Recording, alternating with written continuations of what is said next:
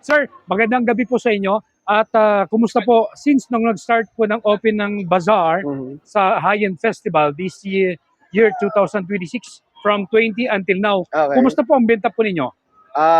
Sir, honestly, maganda naman ang benta. Kasi maraming pumupunta mga tao, mga taga iba't ibang bayan ng Quezon, tulad ng Naga, Real. As yun, mga mismo taga Impantahin, okay naman yung support nila sa bazaar. Oh. Pero pag sinabi mong Mr. Shawarma, ano yung laging binabalik-balikan na yung customer? Siyempre, sir, yung una-una, yung lasa, yung quality. Sa yung serving, okay naman. Kumusta ang presyo?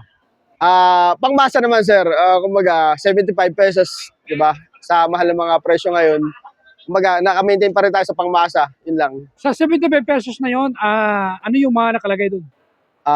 Sir, ang shawarma is ano talaga, beef, pure beef, gulay, yung mga repolyo, sibuyas, kamatis, at saka pipino. Yun talagang main ingredients ng shawarma. Tapos yung sauce na homemade na sauce. Saka yung pita ko, sariling gawa rin.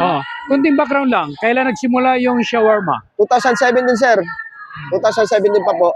Nag-start ako. Tapos ang main ko talaga, dito sa plaza lang. Yun na po. Sa Infanta talaga. So based on your observation, yung mga tao rito sa Infanta or sa Karatig Bayan, mahilig siya sa shawarma? Pang merienda, sir. Oo naman. Oo. Hindi nawawala ang shawarma since 2017, ilang taon na rin. Almost a decade na rin, sir. Dito sa Infanta, saan location nyo? Dito sa likod ng plaza, ICC.